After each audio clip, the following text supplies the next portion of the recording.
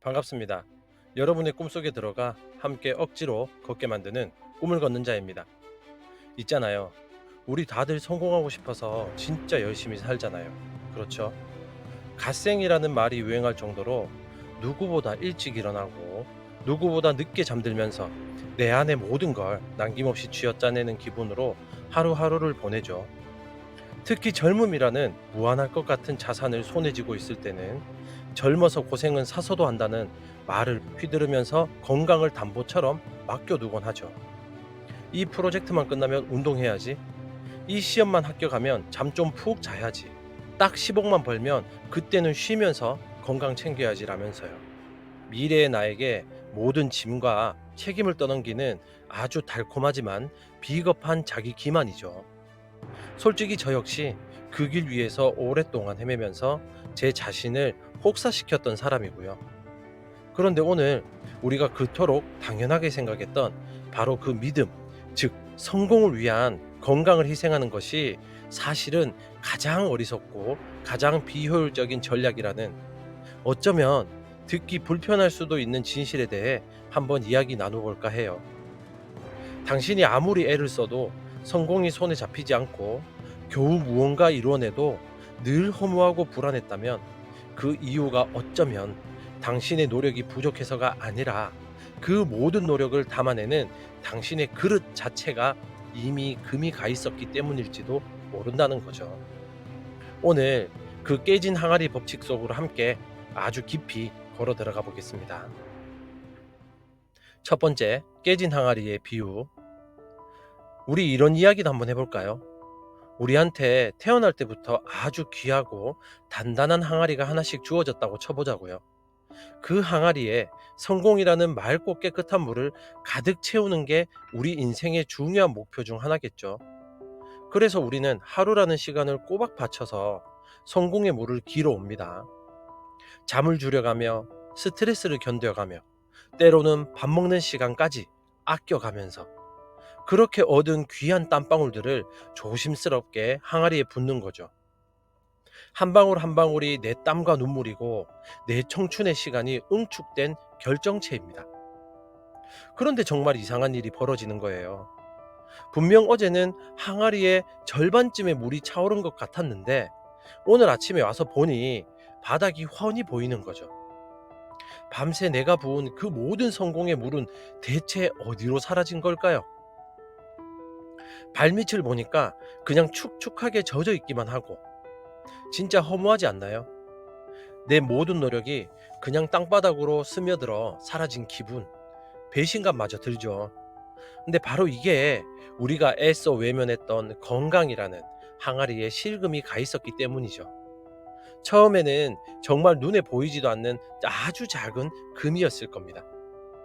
오늘 하루쯤이야 하고 넘겼던 야식, 이것만 끝내고 자자며 미뤘던 잠, 스트레스를 핑계로 마셨던 술 한 잔, 이런 것들이 항아리 표면에 미세한 흠집을 내기 시작한 거죠.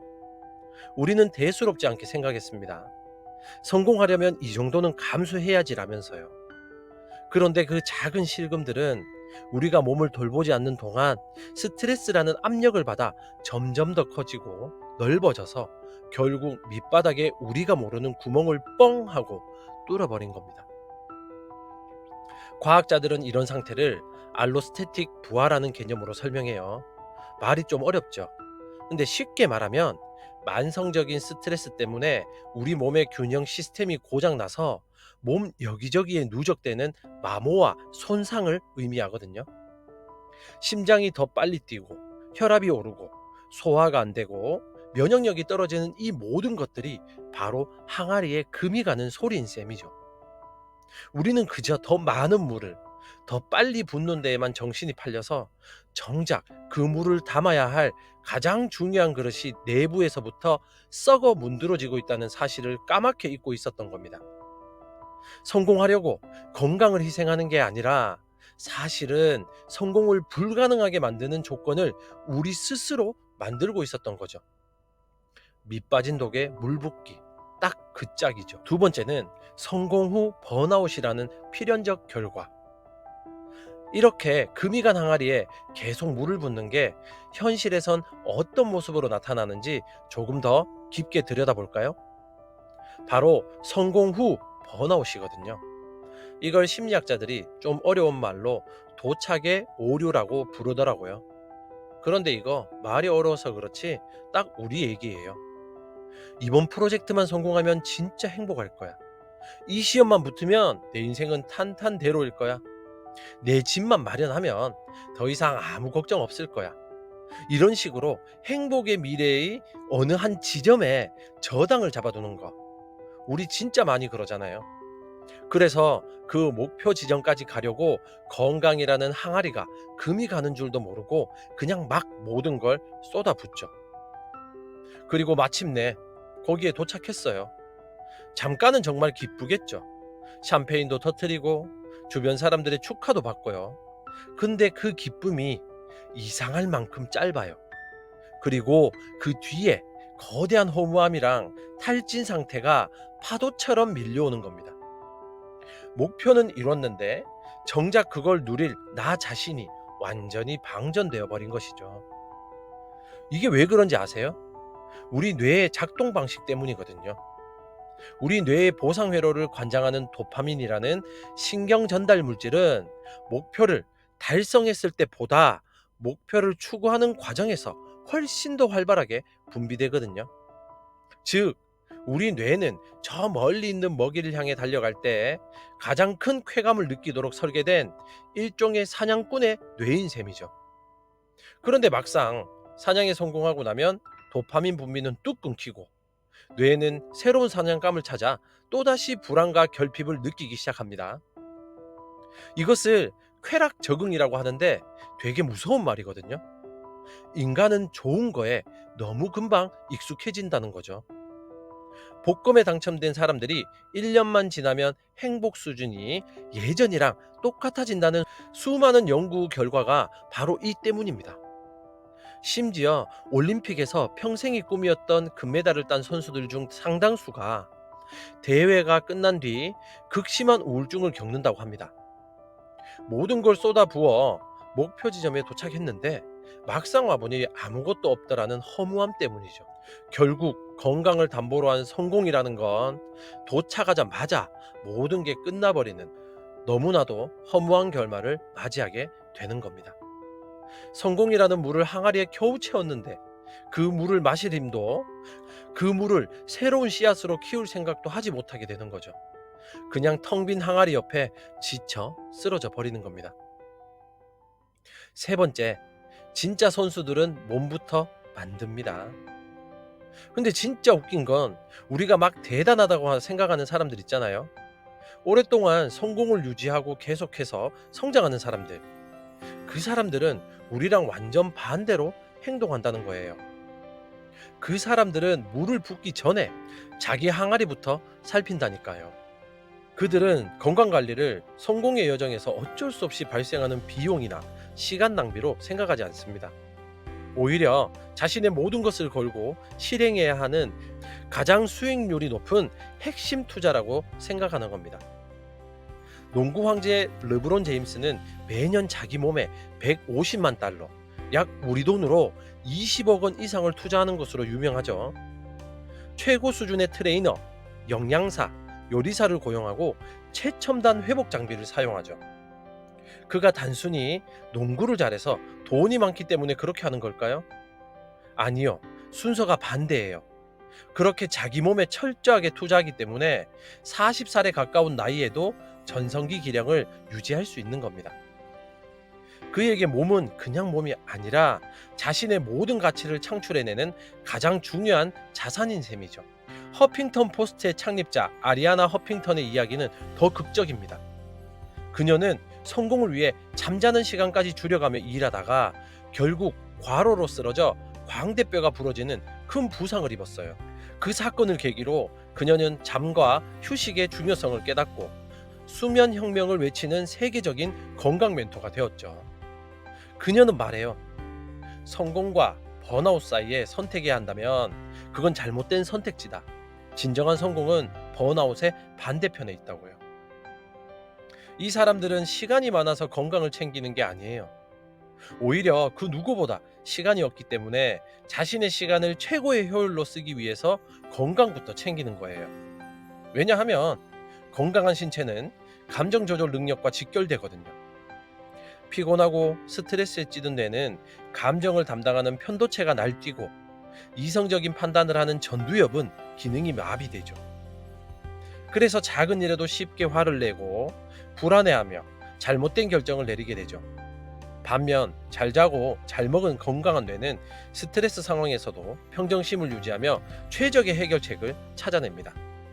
그들에게는 건강 관리는 쉬는 것이 아니라 가장 중요한 일 그 자체인 셈이거든요. 네 번째, 사실 건강이 최고의 시간 벌기 기술입니다. 그 사람들이 건강에 그렇게 집착하는 마지막 이유가 있는데, 이게 진짜 현실적인 얘기예요. 바로 기회비용 때문이거든요. 우리가 어떤 것을 선택하면 그것 때문에 포기해야 하는 다른 것들이 있잖아요. 건강을 잃었을 때 우리가 포기해야 하는 것들이 생각보다 어마어마합니다. 우리 각자가 가진 자산을 한번 재무 상태표처럼 그려본다고 상상해봐요. 현금, 주식, 부동산 같은 금융자산도 있고, 지식, 기술, 경험 같은 인적 자산도 있겠죠. 그런데 이 모든 자산이 가장 밑바탕에서 모든 것을 떠받치고 있는 가장 중요한 자산이 바로 건강입니다. 만약 건강이라는 자산이 무너지면 그 위에 쌓아 올린 다른 모든 자산들은 한순간에 의미를 잃거나 사용할 수 없게 돼버리잖아요. 단순히 한번 생각해봐요. 우리가 건강관리 소홀해서 감기 몸살로 3일을 알아 누웠다고 쳐요. 그럼 그냥 3일을 아프고 끝내는 걸까요? 아니죠. 그 3일 동안 할 수 있었던 모든 기회를 그냥 날려버린 겁니다. 당신의 인생을 바꿔놓을 수도 있었던 결정적인 미팅, 당신의 능력을 보여줄 수 있었던 중요한 프레젠테이션, 번뜩이는 영감이 떠올랐을지도 모를 창작의 시간, 이 모든 기회들을 통째로 날려버린 거죠. 생각만 해도 너무 아깝지 않아요? 근데 더 무서운 건 아프지 않더라도 컨디션이 안 좋은 상태가 계속되는 거예요. 만성 피로나 소화불량 같은 거요. 이런 상태가 되면 우리의 뇌의 성능이 뚝 떨어집니다. 이걸 브레인 포그라고 하죠. 머릿속에 안개가 낀 것처럼 멍하고 집중도 안 되고 판단력도 흐려지는 상태. 이 상태에서 내리는 결정들이 과연 최선일까요? 맑은 정신이었다면 절대 안 했을 잘못된 투자를 하거나 안 해도 될 실수를 해서 관계를 망치거나, 이런 눈에 보이지 않는 손실이 계속 쌓이는 겁니다. 결국 건강을 챙기는 건 그냥 아프지 않으려고 하는 게 아니에요. 내 인생의 수많은 기회를 놓치지 않기 위한, 그리고 나에게 주어진 24시간이라는 자원을 최고의 효율로 쓰기 위한 가장 현명한 전략인 거죠. 매일 꾸준히 건강에 투자하는 것은 마치 복리이자처럼 시간이 지날수록 엄청난 에너지와 기회의 차이를 만들어냅니다. 잘 정비된 자동차가 언제든 여행을 떠날 수 있는 것처럼 내 몸을 최고의 상태로 유지하는 게 최고의 기회를 잡는 가장 확실한 준비인 셈이죠. 자, 오늘 깨진 항아리에 대한 이야기를 조금 길게 나눠봤네요. 어떠셨나요? 성공이라는 눈부신 열매에만 시선을 빼앗겨 정작 그 열매를 맺게 하는 뿌리이자 줄기인 건강을 너무나 오랫동안 외면하고 있지는 않았는지, 우리 자신을 돌아보는 시간이 되었으면 합니다. 어쩌면 당신이 그동안 성공하지 못했던 진짜 이유는 당신의 노력이 부족해서가 아니라 그 모든 노력을 담아낼 그릇이 너무 많이 새고 있었기 때문일지도 모릅니다. 이제 그만 허무하게 물을 붓는 일을 멈추자고요. 그 물을 길어올 엄청난 열정과 에너지의 아주 작은 일부라도 오늘은 당신의 지친 항아리를 가만히 들여다보고 그 작은 금들을 정성껏 메워주는 데 써보는 건 어떨까요? 불안해할 필요 없어요. 항아리가 단단해지면 물은 생각보다 훨씬 더 빠르고 쉽게 채워질 테니까요. 기억하세요. 가장 단단한 그릇을 만드는 일이 가장 빨리 그릇을 채우는 유일한 길입니다. 당신의 몸과 마음을 돌보는 바로 그 시간이 당신의 성공을 위한 가장 위대하고 가장 중요한 일의 시작입니다. 당신의 꿈 곁에서 함께 조용히 걷는 꿈을 걷는 자였습니다. 감사합니다.